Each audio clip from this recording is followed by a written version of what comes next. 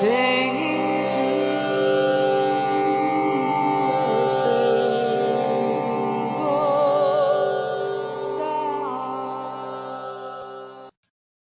Welcome to Seeking the Light of a Thousand Suns podcast, brought to you by Maya Skyryka and Gia. We are eclectic practitioners, and our podcasts are designed for listeners in any stage of their chosen magical path. Please join our Facebook or go to our webpage for podcast extras.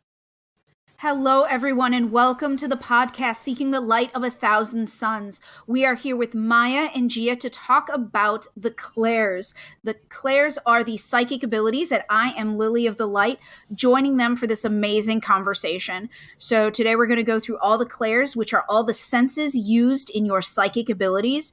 And we are going to start with clairvoyance. This means clear sight. Clairvoyance has a lot of different aspects to it that make it one of the more diverse clairs out there. So it can involve seeing energies around people and auras. It can involve seeing spirits, ghosts, ancestors, ascended masters, and angels. It can also be seeing the past, present, or future, including remote viewing. So a lot of people, this is a more common gift, and it's really cool because it is so multifaceted. So hello, ladies. How are you doing today? Good. Let's jump right in. So what is the strongest clairvoyant aspect that each of you have in your lives, in your spiritual and psychic abilities? I have a few.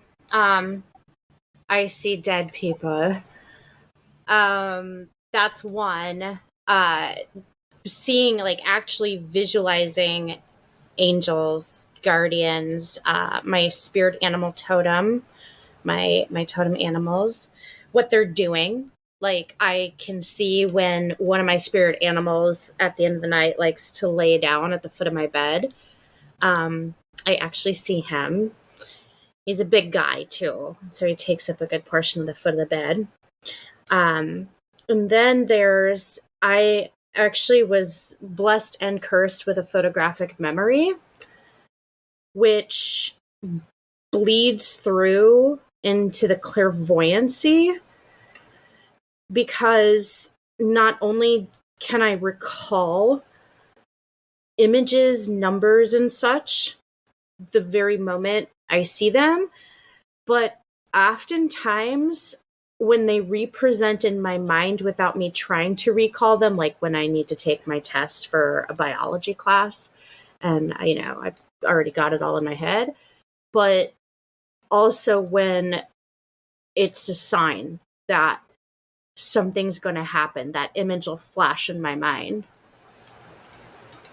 Very cool. I love it. And so mine, clairvoyance, is actually one of the psychic gifts that I use the most often, and it's probably one of my primary ones that comes up like the strongest for me. And I can see the past, present, future.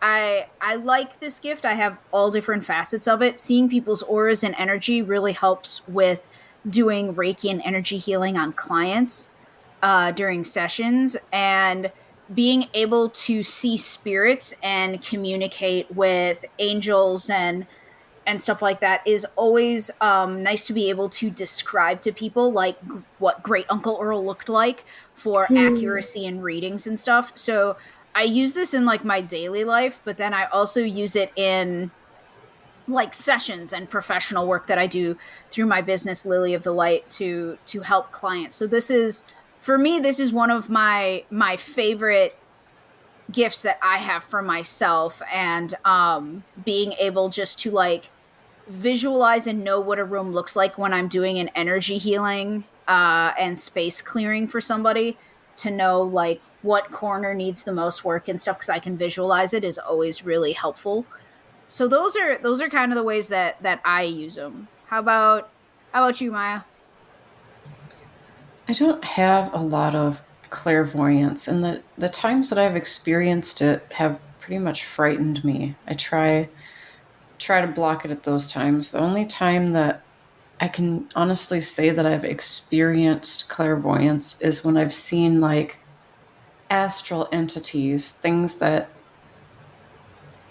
are not necessarily dead people. I remember that time, Maya, where you and I were working on seeing each other's auras. And you not only could see my auras, but you could also see my various selves, which I thought was really stinking cool when you Oh were yes, that was yes. describing it, and it was so cool. I mean, it gave us both the chills because one of my selves looks really scary, and she's, you know, her bark is worse than her bite. But yeah, it was awesome to do that. I'd say for me, it's one of my weaker ones. I don't experience that often. Yeah, and like with having gifts, you're born with your gifts, and there's no, as we go through this topic, there's no one that's better or worse than the other. This just Mhm. happens to be the first one that we're talking about. And if you're born with the gift or you want to grow clairvoyance, I always suggest doing little exercises to figure out what technique works best for you. So some people, their clairvoyance only happens with their eyes closed. Some people, their clairvoyance only happens with their eyes open, or with like a soft gaze where, you know, everything is unfocused.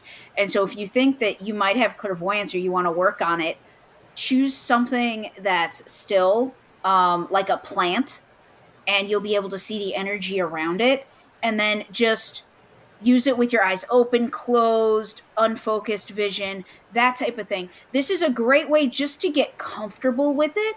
And I suggest when you start to do it with a living thing, again, like a plant, if your animal is sleeping, like your pet or something, that's a great option too, as opposed to doing it with like a bookcase. While everything has energy, psychometry is the ability to like use objects and read objects, and that's not what we want you to do. We just want you to use your clairvoyance.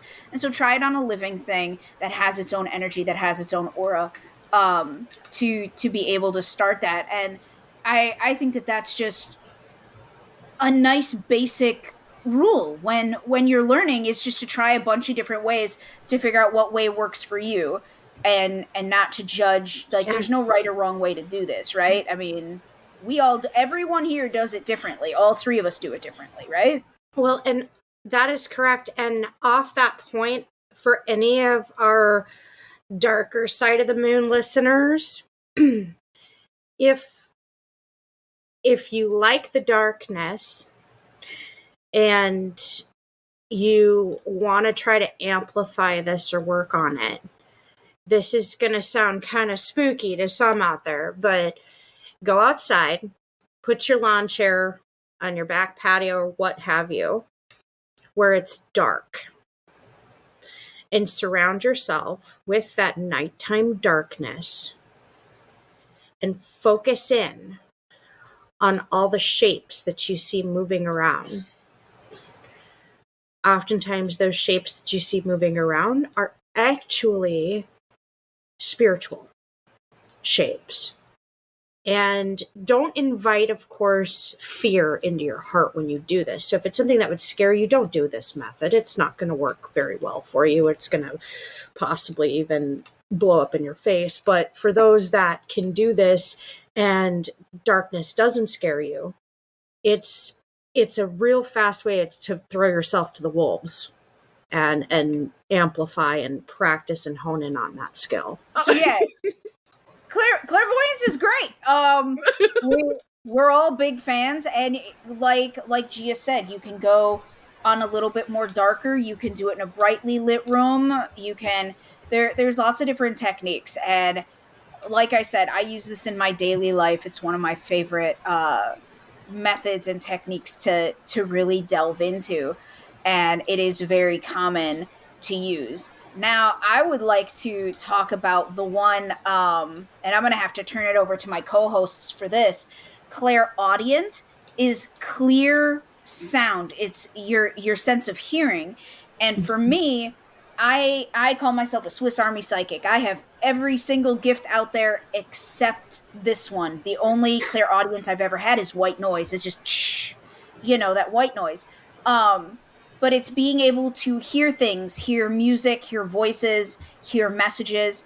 And this is a nifty thing about clairaudient. You can also hear it as your inner monologue, that you're getting psychic messages through your inner monologue that you couldn't have gotten any other way.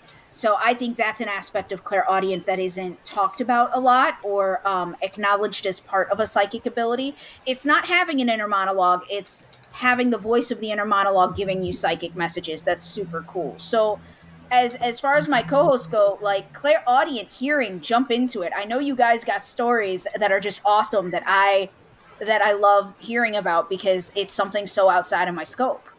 Tons, but I'm gonna let Maya roll with this because I know that this is a huge one for her. I would say that this is probably my stronger one out of like all of the ones we're going to talk about. As a young child, I think I trained myself into this without even knowing about it by trying to hear things in other rooms or in distances where you're straining kind of to hear. But so for clairaudience, for me, a lot of times I hear it as myself talking to myself in my head. You know the joke where they say, go ahead and talk to yourself, but if you answer yourself, you're crazy or whatever. No, I that's answer not myself really. all the time. Yeah. Yeah, that's not really true. But so a lot of the times it would start with, I would almost explain it like a dream, almost. And then you will hear your inner dialogue telling you things.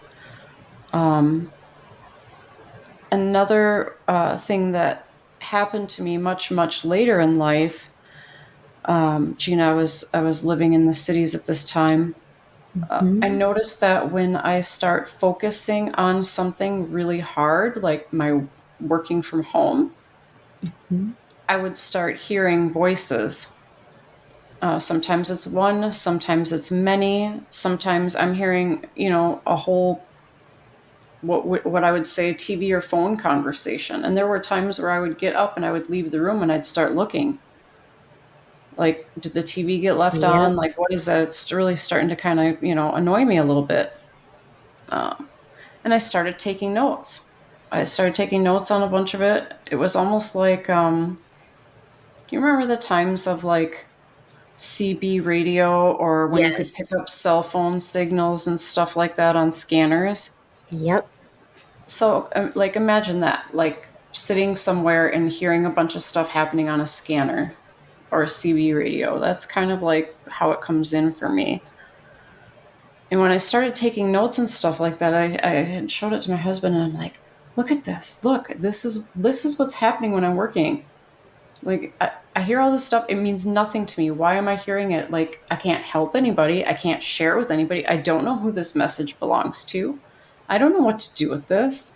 And he goes, "Nina, when have you ever heard a time where hearing voices is a good thing?" He's like, "You're scaring me. You really need to go and see a mental health professional." Well, then he scared me. I'm like, well, I mean, I guess I could be becoming schizophrenic. I, you know, and I did go into a mental health professional, and we had the conversation about it. And she asked me some really pertinent questions in case any of you out there are wondering. I wouldn't advise anybody to not go to a mental health professional if they're being bothered by it. But what she had asked me is, she said, "So are they talking to you?" And I'm like, "No." And she said, "Are they asking you to do things?" "No." Are they troublesome or bothersome to you? Well, no, other than kind of being a little annoying sometimes.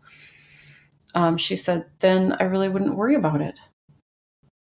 It doesn't sound to me like you have any mental health issues or concerns that we need to talk about. And I went home and I was like, huh, well, isn't that something? And then I found out about 3 years ago that my grandfather hears music all the time. He'll start repeating and singing sonnets and songs and stuff like that that are not of our period. And I'm like, huh, well, that's interesting. Maybe it's genetic.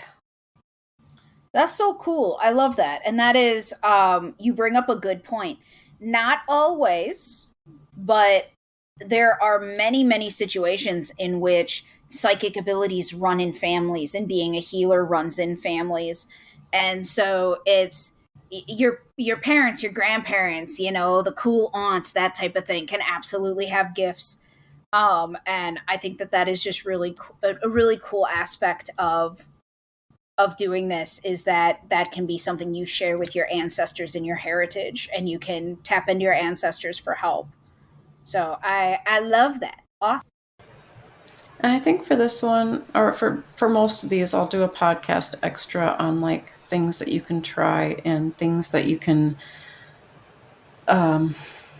play around with to increase your chances or abilities in these areas. Like for me, mine was training myself at a very young age to try to hear things in another room. There's all kinds of techniques and games and stuff like that can be played. One of the things that I read was if you wanted to train your ears, try replaying music that you've heard and just listening to one instrument in the background from start to finish to listen to all the subtleties. And you're training your ear to focus on one thing then. Or try to hear specific sounds in your mind. Like everybody knows like the sounds of a train. First thing that people go to is probably mostly familiar or similar, but then you can also start changing it, like not just the train horn, but now hear the tracks, hear the wind, hear the movement, and play around with different distances that you would hear it and stuff like that. And you can train your ears to be more clairaudient.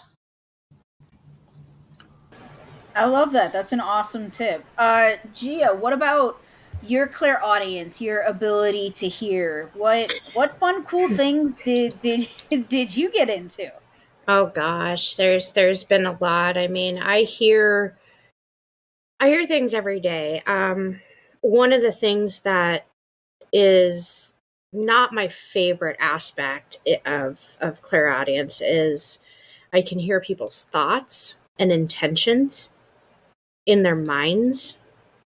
It's sometimes it's cool because if you run into someone and you're like, oh, I'm not sure about this person, but then you hear their thoughts and you're like, oh, they have actually pretty nice intentions, then great. But like, I remember one time when I was in my 20s, my sister and I were walking into a restaurant in Uptown, and there were a group of guys standing at the entrance of the door just shooting the shit.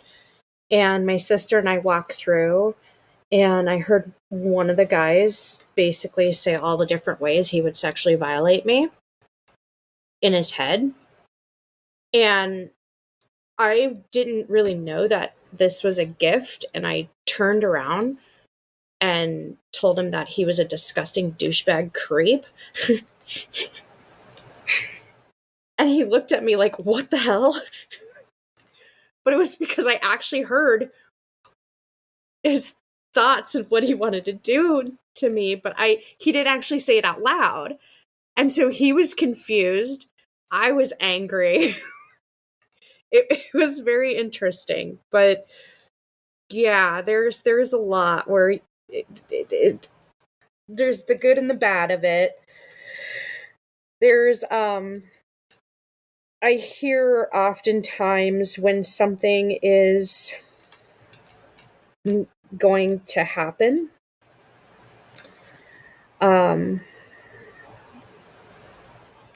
It's interesting because sometimes, kind of the way Maya explained it, it comes in with other people talking, and then there are times where I can hear myself, but it doesn't fully sound like myself.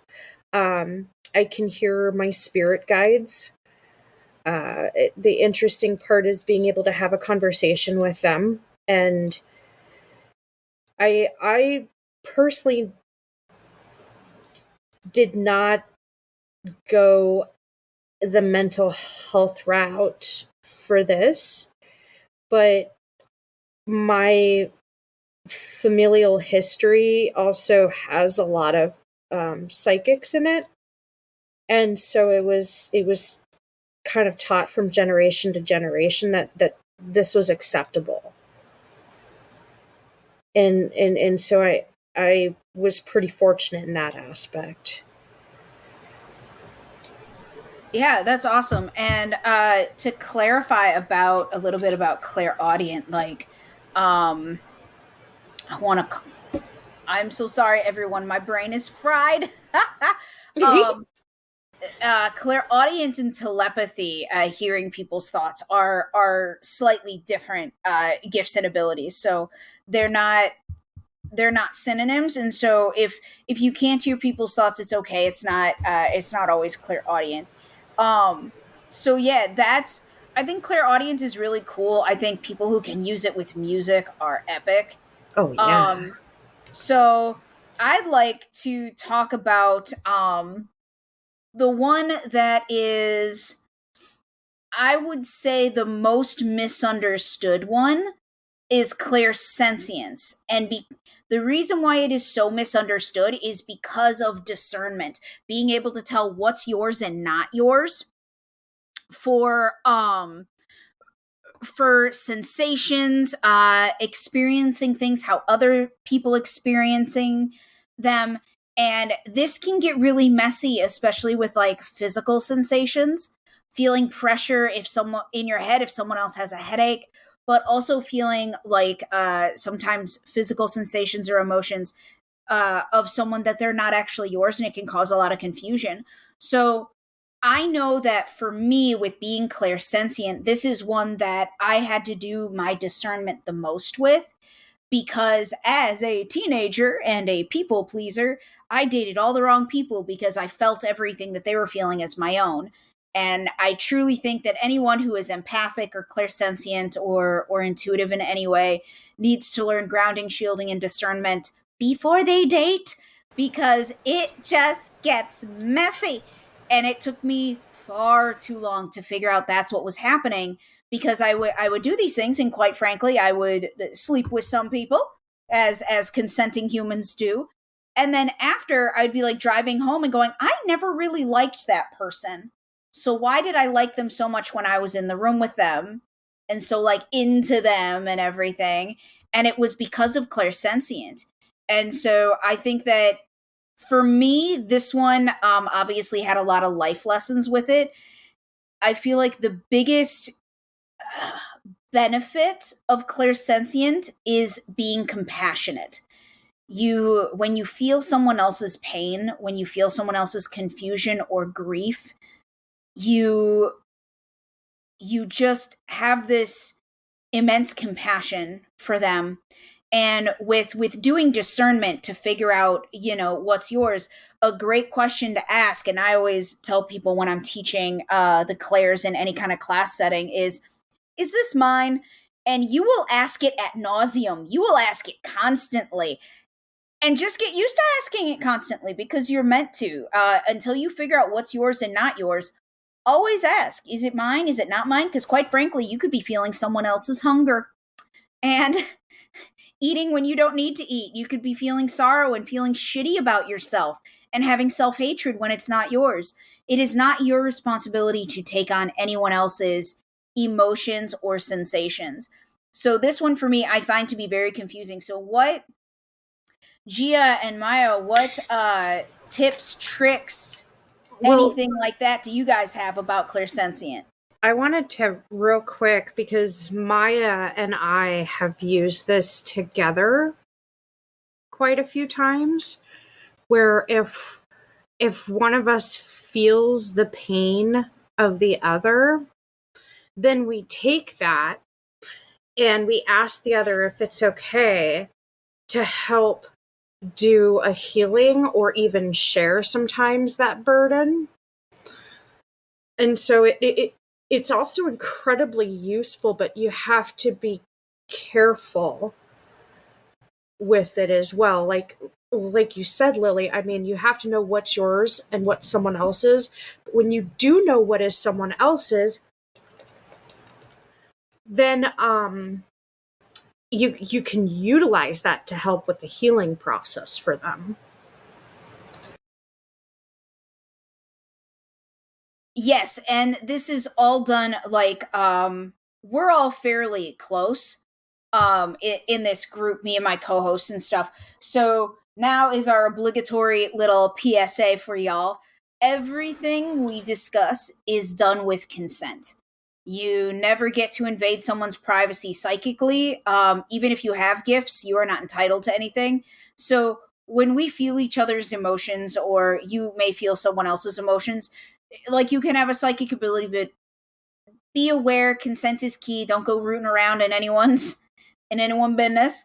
So it's an incredibly powerful thing, like Gia said, to feel something with someone and then help them heal from it and do it communally. And I did this. I had a friend who I was super close to for many, many years. And I was driving home, and I had crippling pain in my legs, like almost swerve and crash my car type thing. It was so terrifying. And I messaged him that night and I had said, "Are you in a lot of pain?" And he said, "Yes, I am." And I said, "We have to disconnect tonight because I almost crashed my car. We cannot keep this strong of a connection going all the time, because that, like, I'm so sorry you're in pain, but I cannot feel your pain when I am driving. I need to use my legs for the pedals." And so yeah, we were still super close, but we had disconnected so that we couldn't feel each other's pain all the time and stuff, because it can be intense, people feeling other people's stuff. It's a beautiful connection, and it can be really intense. Well, 100%. I know I have a family member who she sometimes feels my pain, but her mind's not trained and open to the world that we live in. And so being able to tell her, this is a thing and you need to be able to disconnect is oftentimes difficult. But just real fast, so I was in a really bad car accident when I was 19 years old, and it was my second time I had a traumatic brain injury. At the moment of impact, my family member, who was at middle school, flew out of her chair, hit the ground as if someone came up and hit her upside the head with a baseball bat. We were in two totally different suburbs. And thinking about it now, it's a really cool ability, but wow, yes, a lot of precautions with it. Yeah, it's an intense one, to be sure. It's a beautiful experience to have with people. And you can also use, if you're having trouble with discernment, you can incorporate tools into it. So pendulums, dowsing rods, things that you can ask yes or no questions with. Ask them, "Is this mine?" And then wait for the dowsing rod, or like put it over certain parts of your body to see if there's an imbalance that is susceptible to feeling other people's emotions when really you should be shielding. So those would be my tips and tricks for those just starting with clairsentient. is if you can't discern on your own, no shame. Get yourself a tool. That is what they are there for. They are amazingly versatile and useful with clairsentient. I'd like to kind of point out too that clairsentience and clair empathy are very, very similar. But one of the bigger differences between the two is clair empathy. A lot of the times you are in the presence or in the energy field of another person. It's more about their feelings, their moods, and so on. Where clairestience can be feeling how they're experiencing things differently, kind of like what Gia was saying, where you have an experience similar to someone else's experience, but it doesn't always have to be like the emotional or mood type way. I have an example that's really similar to Gia's. There was a company that I worked for overnights for a few years, and we had a group of ladies that always took break around the same time. Same time every, 2-3 times a night. And we would sit and chat and we would smoke, and we all got to know each other pretty well, just shooting the shit during these breaks. And there was one night where all of us were at the table except one girl, and someone had asked, "Hey, has anybody heard from so-and-so? Is she not here today?" And all of a sudden, I got a piercing smack to my head and fell backwards out of my chair. And it caused a commotion. I was completely stupefied. I was holding my head, and they're like, "What is going on? What is wrong with you? What is wrong with you? What is wrong with you?" And I said, and I was talking like completely nonsense. I said, "I don't know, my head, oh my God, my head. I feel like I smacked a windshield or something, and I cracked my head, and it's bleeding everywhere." It took me a long time to come down from that because it didn't make sense to me. I didn't understand it. Why would I say something like that? Well, the following day, at break time, we found out that the girl that was missing had a major car accident. And she did hit the windshield, and she got a brain injury, and then she was out for 8 months. Wow, that's powerful. Like sometimes these gifts come out of left field, Very.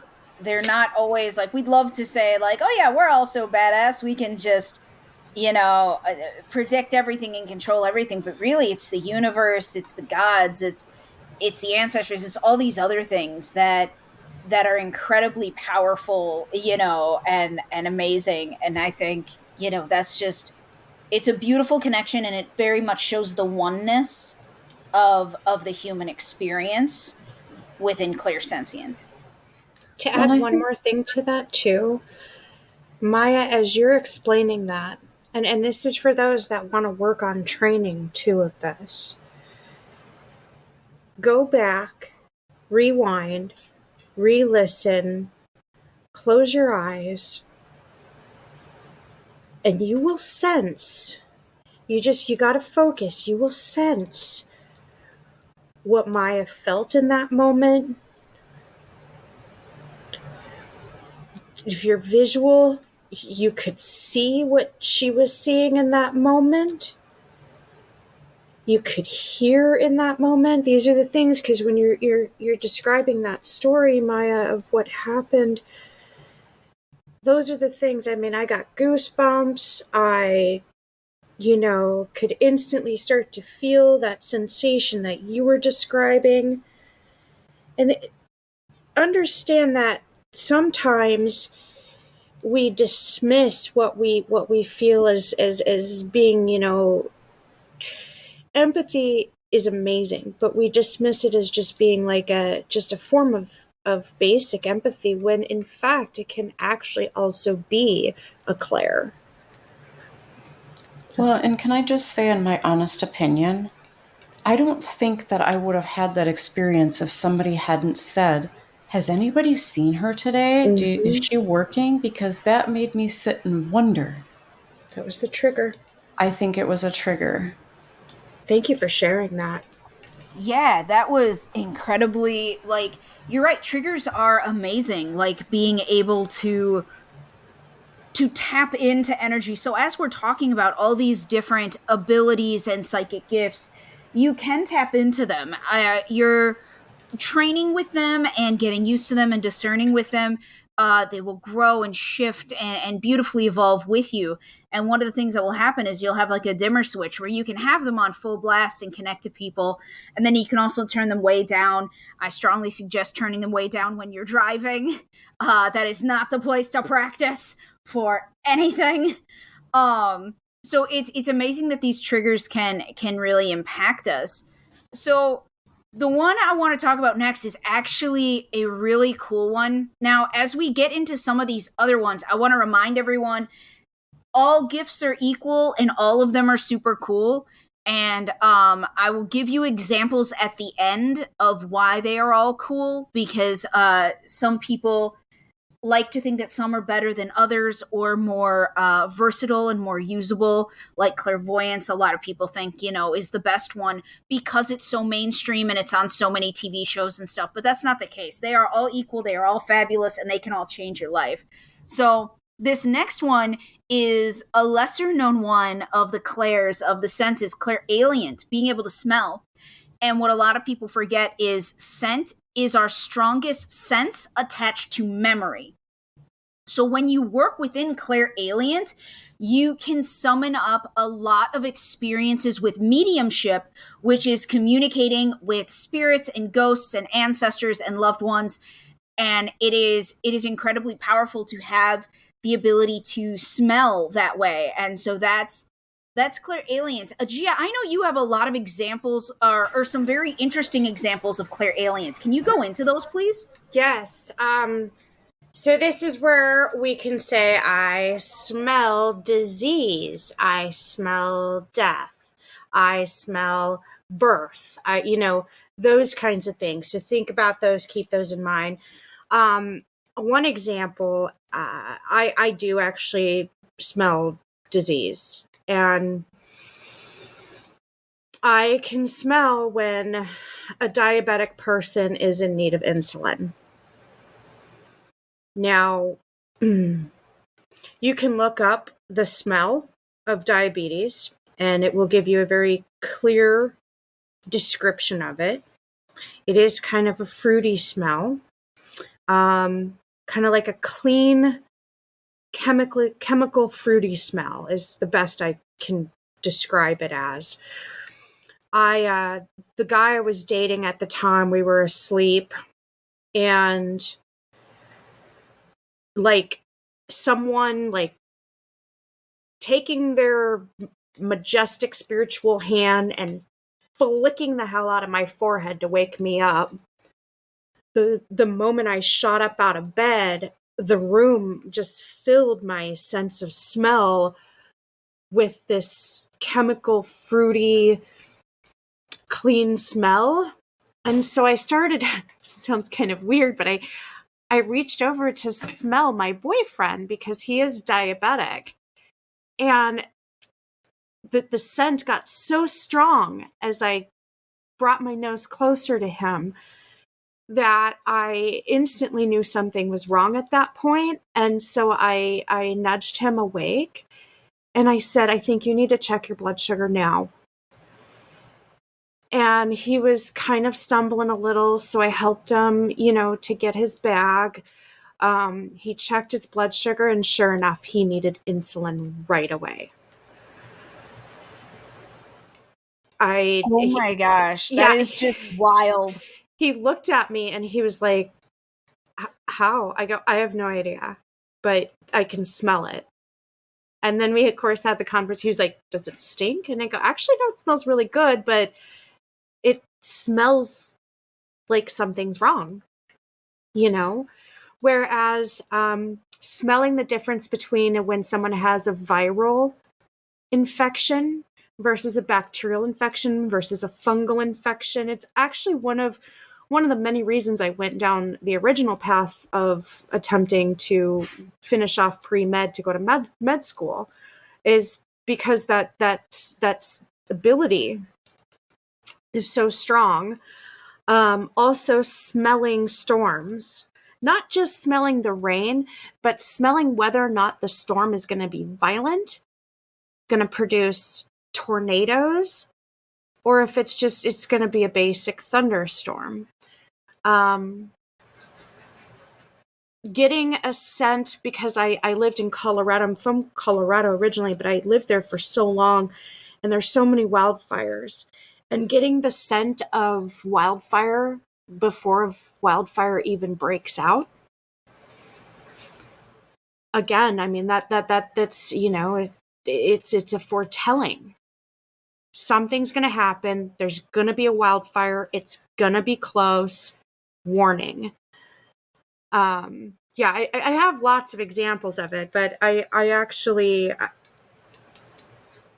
I've become pretty naughty because I often try to dull my sense of smell because it's very overwhelming, especially when you go out in public. You know, and you don't want to go up to people and say, "Oh, you've got this wrong with you," or "You got that wrong with you," because then they just, that's just going to start the whole panic and freak out mode, or they're going to slap you, or whatever. Which, I mean, I don't care about getting slapped, but well, and like we've discussed, it's a consent thing. It having is. these gifts does not entitle any of us, no matter how potent ours are. Like Gia and myself and Maya, we experience our gifts all the time. But if you experience something around someone else, don't share it. It's not your place. If they are a close friend, you can always ask. I ask. I got a psychic ping. Do you want to hear it? Yes. I got a psychic ping in a business meeting at the end of the business meeting, and I'm like, "Do you want to know this?" And they're like, "Yes." And we discussed it, and it was awesome. But like, it was all consent based. It was not me just saying, "Hey, guess what?" So I feel like that's something that we need to reiterate, not because we don't understand it, but because some of our listeners, some of you wonderful people, are new to this and it's so second nature to us to not do things without consent, to respect boundaries. But these things are super cool, so it's hard not to be like, oh my god, I want to tell somebody when it happens. So I think that's an important thing to talk about. And at this juncture, I want to thank everyone for tuning in to Seeking the Light of 1,000 Suns. I also want to remind you that the more you like, share, follow, comment, the more this reaches people. And you may love it or you may find it useful. More people will, your friends will. It's an incredibly cool podcast. This is also an incredibly interesting topic for us to be discussing, and I feel like it could help a lot of people. So if you feel so inclined, please remember to share it. And just, if you like us, let us know. Or if you guys want to hear something super specific, if you guys have a topic you really like, let us know. We want to talk about what the listeners want to hear about, because I don't know if you can tell or not, but we'll talk about almost anything, and it's awesome. However, we want to talk about what you guys want to hear about. So please, we'd love to hear from you when you have a chance.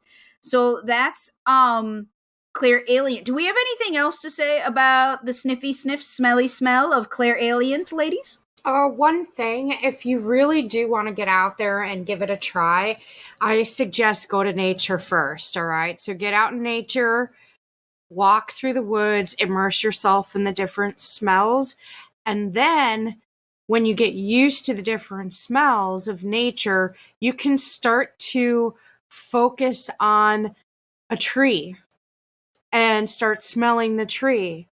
And when you've smelled the tree, you know the smell of it. And you can also tell eventually what kind of, if there was an animal who brushed by it recently.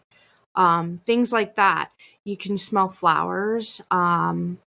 smell, whether they've recently been worked on by bumblebees and such. These things are very simple, but they can help you to really hone in and develop that scent or the sense more so that you can work towards the actual Clair of it. Yes, I think that's really true. So we have time for one more Clair, one more of the senses, and then we are actually going to have to split this because I gotta tell you, this topic is so awesome and fascinating, and I could talk about it forever. So we're gonna split this into a two-parter, but I want to end with Clair gustance and then give you some examples of that. So Clair gustance is taste. It is highly underrated. It is super cool. It is very unique. The best story that I have is super impactful. So I am a psychic spiritual advisor, and if you guys ever want a session, lilyofthelight.com. But I had a client and we were doing Reiki. So I was doing Reiki on her.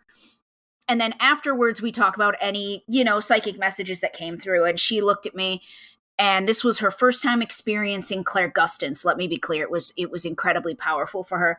And she said, I taste bubblegum. And I said, okay. And she said, no, her boyfriend from several years ago had passed away, and it was the bubblegum that he always chewed. And that's what she was tasting because he was in the room with her. And that was her being able to acknowledge that he was in the room. And then we had a mediumship session where we actually got to talk to her boyfriend who had passed. And so just by tasting bubblegum, and that is amazing to me that Clair gustance can be used to make you think of loved ones and experience those types of things with them. Whenever I get Clair gustance, I make an odd noise. And when people see it, it's actually a weird face too, but it is a like smacking. So I'll go because I'm like trying to taste something that's in my mouth that's not actually in my mouth. So I like make a lot of smacking noises, and it is as funny as you all are thinking that I look when I do it. Yes, it is. It is that funny. Someday someone's going to catch it on film, and I promise I will post it all over social media. So I had a sensei. I took Japanese language for several years to be able to read, write, and speak it fluently.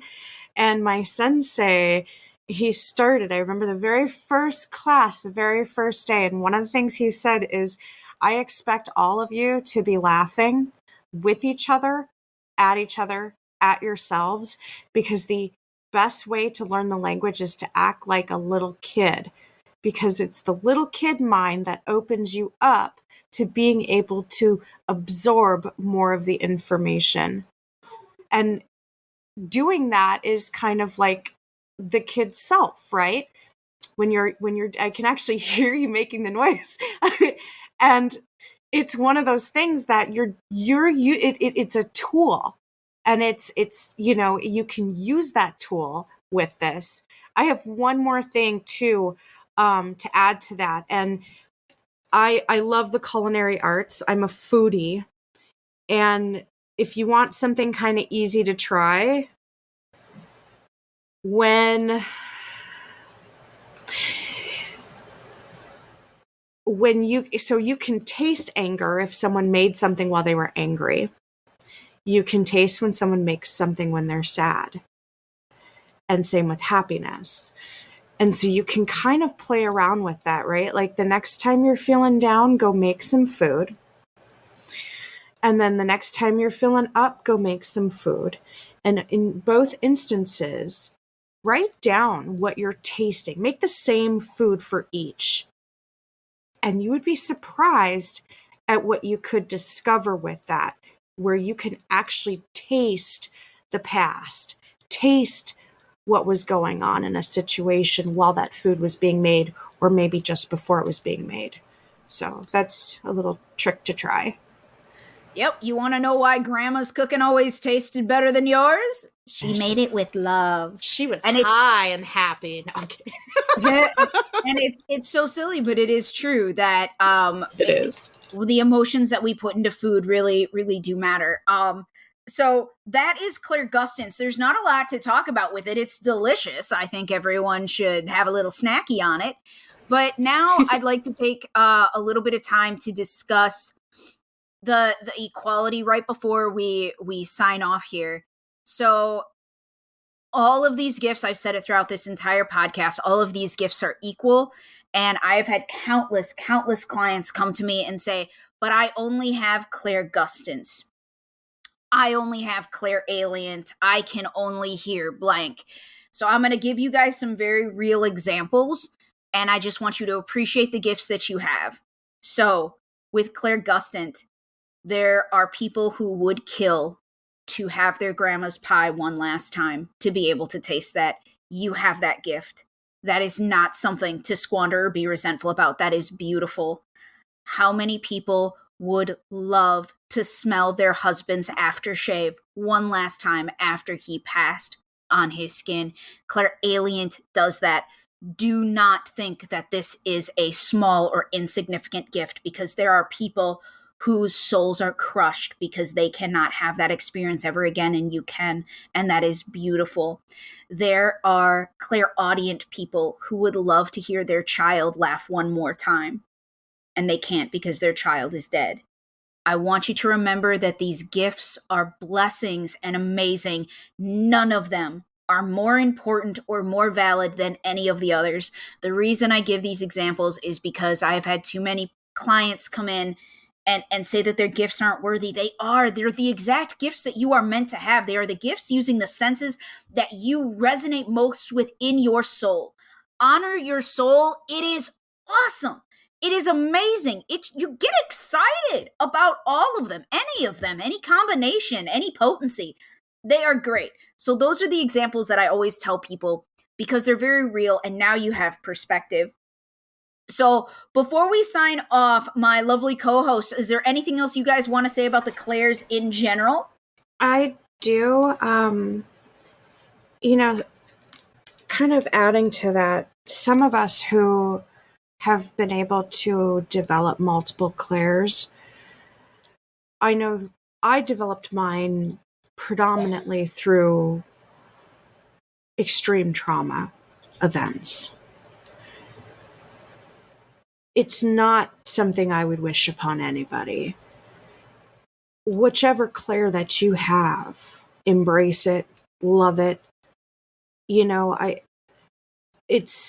Granted, that's not always the case, how you gain more and more Clairs in your life. And yes, it is possible to gain Clairs.